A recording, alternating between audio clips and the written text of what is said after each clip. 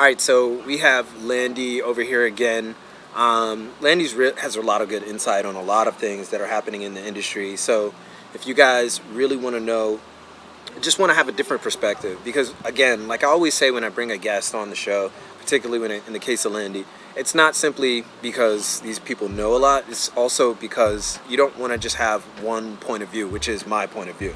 So on this version of Unscripted, we're going to be asking a few questions, getting some insight from Landy over a few subjects, namely the future of fashion, future of retail, future of making a brand, but also out of the smoke, out of the ashes of what we're going through right now. Of course, pandemic, of course, protests throughout America. What sectors in the world should you be focusing on outside of America? Because we're going to be talking about how basically you shouldn't just be focusing on, let's just be real, you shouldn't just be focusing on America at this point. You could still look at it as still the biggest economic sector in the world, but there are other opportunities elsewhere. So we're going to go over those few things, ask Landy his opinions on those, and then we're just going to shoot the shit, basically. I'm down with it. All right, so Landy, just go ahead and give everybody like an overview of how you feel just retail in general, fashion in general at this point. When it comes to street fashion, just regular fashion, what's your just general take on it? Well, I don't know. I guess we're in a weird juncture right now. I appreciate, you have me on the show just to give my point of view. Again, I'm never positioning myself as an expert, but it's always good to share my opinion and to share with like-minded people. And so, first off, I hope everyone's being safe back at home in America. Absolutely.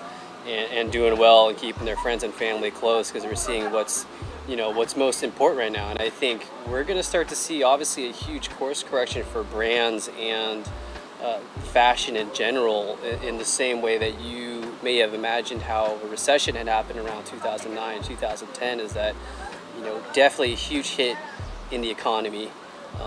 People can't work, brands can't market.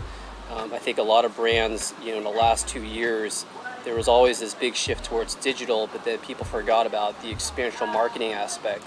And so then a lot of brands realized, in terms of activating, doing pop-ups, special events, things that require a lot of people to gather together and create energy and buzz about a launch or a product or something, that's obviously has gone on the wayside with the pandemic and everything like that. So a lot of brands right now have woken up probably the last 2-3 months to say, wow, what's our online strategy, what is our digital strategy, because nobody can go out and shop right now. Mm-hmm. I think you're going to see a course correction too on consumer behavior too. So we talked about this earlier, that there was a bit of a streetwear reckoning in the early 2000s, where a lot of brands that didn't survive, right? It was the Fresh Jives and the Ten Deeps and the Mishkas and retailers like Karmaloop that were so huge at one time. And then when the recession hit, it hurt them really bad. Hurt them the most. Yeah, for sure. And the consumer behavior also course corrected. So you saw people that went back to the brands that they trusted and know, right? Mm-hmm. So if my dad wore Ray-Bans or Levi's, these are like heritage brands that have a long history.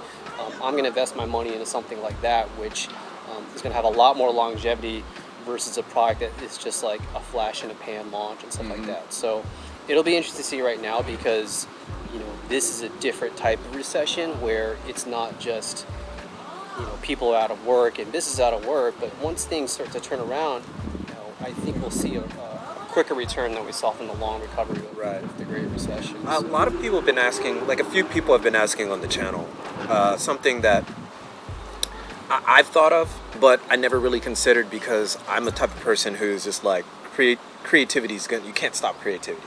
People are going to create brands, but a lot of individuals have this idea that are there too many brands?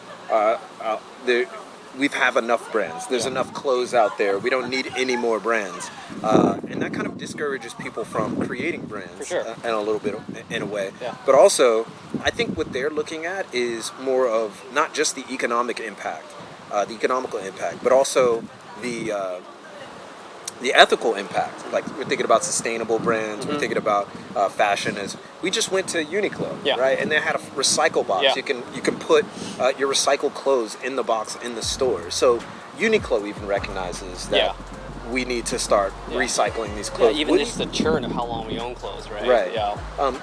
So what do you think? Do you think there's just too many brands out there? I mean, obviously brands aren't going to stop. Yeah. Right. But in your opinion, do you think that there's just too many out there? No, I mean, positively, there's too many Right. brands out there. I think in the last couple of years, the same as the earlier streetwear reckoning, is that people saw there was an opportunity and easy money, I guess. Like everyone feels like they could launch a streetwear brand and do something in the industry. If they're brands like Anti-Social Social Club, for example, where they've obviously gotten instant success on something that is just like a one-shot gimmick, right? In my personal opinion. So I think a lot of brands have gone out there, at least smaller ones, thinking they can get in a piece of pie without ever putting the thought into how to actually do brand building and storytelling and building into something that you talk a lot about on your channel, about building your brand. Let's just take one of the biggest brands in the world, Louis Vuitton, for example. Like, I mean, they do everything from soup to nuts, from a retail experience, from a service, from a product, from a social media, from a website, everything. All those touch points build into what that brand is, which is a very premium luxury experience, right? So whatever your brand is about, you need to think through all of it's beyond than just a logo. You know, it is everything on how you think about your product and how you tell the story behind it. And then even beyond that, you know, some people, you know, in America, for example, like we also buy into the celebrity part of a brand, right? So if there's a creative director or a personality, you know, I know a lot of people in industries that tend to be more introverted because that's just who they are. They're designers, but sometimes they have to force themselves to put themselves out there from a PR or social media engagement standpoint, which because that's what people want to buy into in terms of a brand. Is like I understand what this brand is about and the person behind it, and even beyond that, right? Which is going on right now with, you know, the protests in America, is what is the core belief or the social responsibility of what your brand also stands for, that it has that kind of substance. Like people will have purchasing power, that they want to buy things that buy into their own belief system. You know, for me, for example, like I'm not going to shop at, you know, Lowe's, for example, way back when, because they pulled their money when they had a, you know, a Muslim American show on television, and they pulled their advertising dollar because people complained. It's like,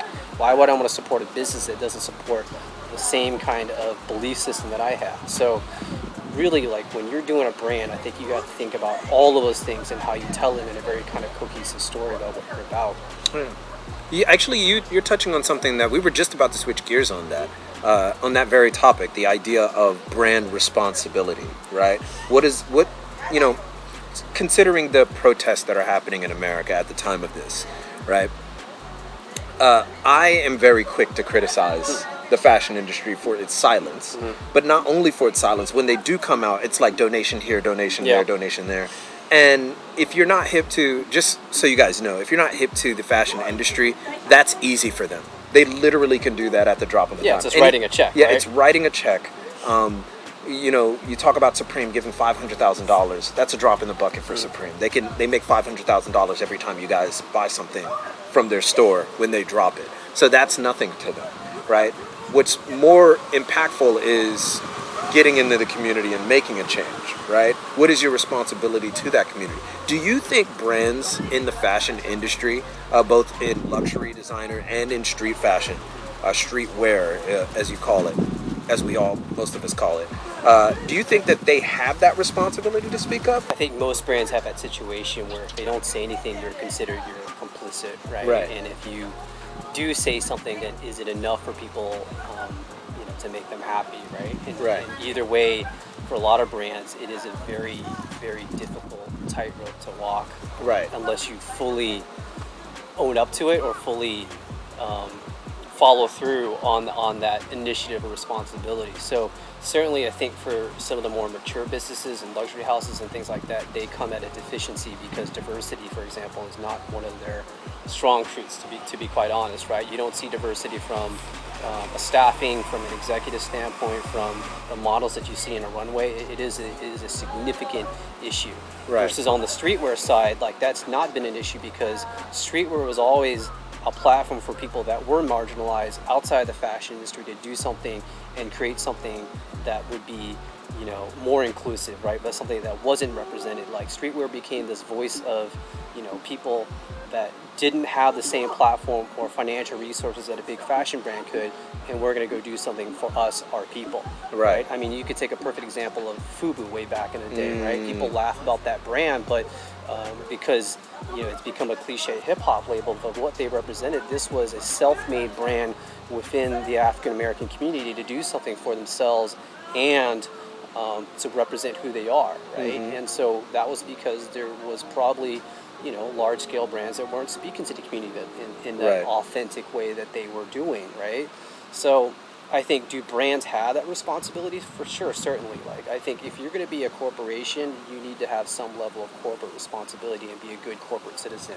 It doesn't matter if you're from an environmental standpoint of how you produce your goods, or maybe how you go to factories and people that build your products, or how you market it. You have to follow through, because these days, and you're seeing with protests right now, people are checking with the receipts to see if you really are representing who you are. Diet Prada does an amazing job right now calling out in terms of are these brands really following through about diversity? It's more than just, like I said, writing a check. Are you hiring more than just a token face to pander to a new kind of audience, right? Is the corporate background and the people that you have working there, do they truly represent to the community that you're trying to market to because you really believe so, or because they're just like a dollar sign to you? You're never going to make anybody happy, right?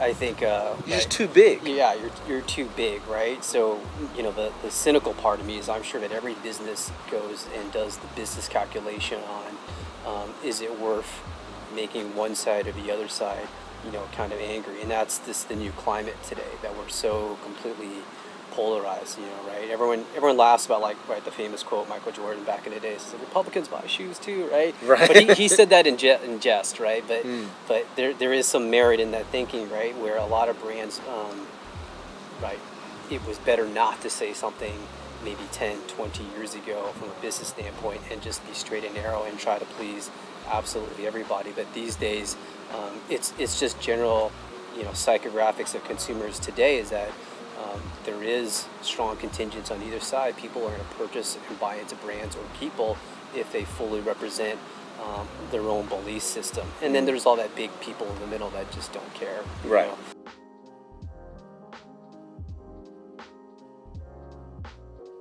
I wanted to go ahead and switch gears, Landy, because we were talking about where fashion is changing, where the new sectors are, right? I was mentioning earlier when we spoke about how Japan has an opportunity to come back and kind of take the reins of fashion again, of street fashion again.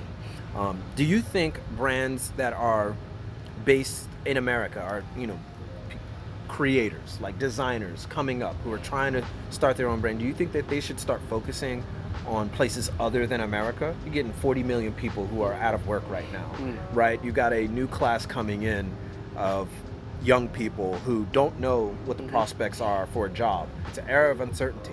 But here in Asia, we're kind of past, we're post-pandemic. Yeah. What is the trajectory? Do you think Asia is that next sector?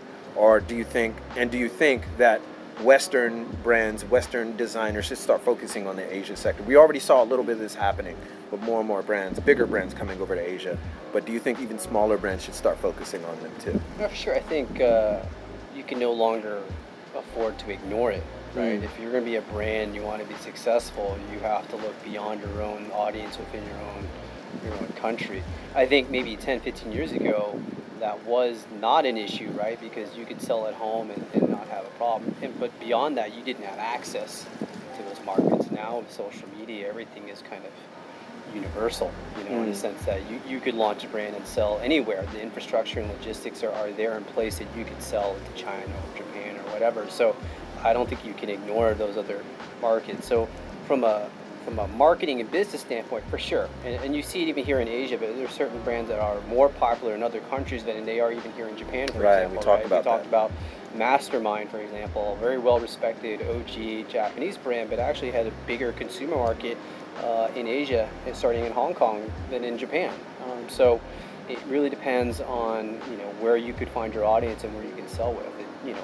I think a lot of brands do look at China, right? Because it's such a huge growing market, and they're still in that process of learning about streetwear that you could get in there in that market and grow it quite significantly. It's just how do you get into that market and build your infrastructure there? And that's why you see a lot of brands like, Claude and Edison Chen, Kevin Poon, those guys have huge connections starting from Hong Kong with international street brands and helping them get entrance into the Chinese market. So, you can't afford to ignore it now, and now it's a lot easier from your tools and from that standpoint to market to them. From a culture standpoint, I definitely agree with you that you're going to see a swing back to Asia, and we're already starting to feel it. Obviously, Tokyo 2020 Olympics has definitely postponed things, but in that meantime, you started to see both of those major sportswear brands, for example, readying their war chest of Asian influencers, right? Nike's got Hiroshi, they've got June, they've got Yoon from Ambush, they've got Comme des Garçons, and then you got Adidas on the other side with Neighborhood and Bape and all the other people that they work with. So they are all recognizing that Japan, from a culture standpoint, is massively influential on the rest of Asia. So there's going to be a huge marketing effort next year, hopefully when things shift back to some normalcy. And people actually, you start to see there's a huge fascination with Japan that's been growing over the last couple of years from a tourism standpoint, from a streetwear standpoint, that, people are looking back to Japan. I remember, that golden era, I'm sure you do, like that savage denim neighborhood era, is when that the kind of was peaking on everyone because of, Lil Wayne and Kanye. Have other brands There was like those ebbs and flows, Yeah, it was right? ebbs and Like flows. you're getting the '90s, and then you got to draw down, then you're going back because you got Pharrell, Kanye, Lil Correct. Wayne coming back. Yeah. Yeah, and then it kind of swung back to the United States, especially you saw Los Angeles culture, grow with brands like Stamped, Fear of God, John Elliott, those kind of new American designers that have come up. So things go back and forth, but what's the interesting and fun thing to see of obviously is the international cross collaboration of the newer brands from Asia and to the United States, and them trying to create something that is wholly unique and exciting for people. So I think everyone's recognizing how do you generate energy in different sectors and to build your brand and build your audiences on both sides. So you see Mastermind, they work with Fear of God and C2H4 and other brands to try to build their audiences on both sides of the ocean. So certainly, like from a business standpoint, like I said, like everything in streetwear has become very melded together, culture-wise and from a business standpoint. So, I think hopefully when things turn around, we've talked about this too, is that maybe there'll be a new form of creativity and excitement coming out. In these times of uncertainty and huge challenges, youth will always find a way to do something new, to be creative and find something new to express themselves. And I think we could all be hopeful, of all that's kind of going on right now, that we recognize this moment in time to pause, to reassess, and to kind of create something wholly new for everybody and for the whole community. People don't just want a brand, they want to buy into a lifestyle.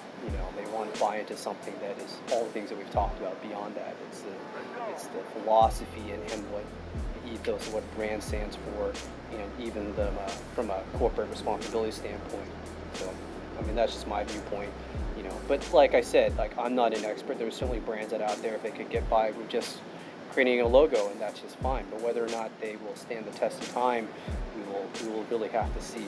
A couple of years from now, if Anti-Social Social Club and some of these other brands are they still around, or were they just a cash grab yeah, at the moment? It's a kind of cash grab, right? Right. You're going to be wearing your Anti-Social Social Club T-shirt 5 years from now. I don't think people are wearing it right now. In any case, guys, thank you so much. I got to thank Landy for joining in this conversation on Unscripted. Your insight is always welcome, man. Thank you so much. Of course, we do have overtime where we're just going to shoot the shit, right? It's just maybe, I don't know how long, right? That's for members. So if you guys want to become a member of of the Casual. All you have to do is put the membership logo. I don't even know what I'm looking over here. I'm outside. I'm going crazy. You guys can go ahead and go to patreon.com/thecasual, and you can get all of these extra episodes. You get more insight and just more information on what's happening with some of the people that I talk to, and of course, the Casual itself. Or you could become a member right here on YouTube. You can just join on the button below. But other than that, guys, if you have any questions, concerns, or if you want to learn more, please ask them in the comments and state as detailed as you can, because what I really want to do in this next evolution of the Casual is bring people on and give you more insight, and also just be a little bit more casual. Right? So it's named The Casual. It should be like that. So thank you guys so much. And as always, keep it locked right here for all of your info on international street fashion and culture from Tokyo. It's your boy, and keep it casual. Thank you, Landy. Appreciate it. Yoroshiku onegai shimasu. And I'll see you guys in a minute.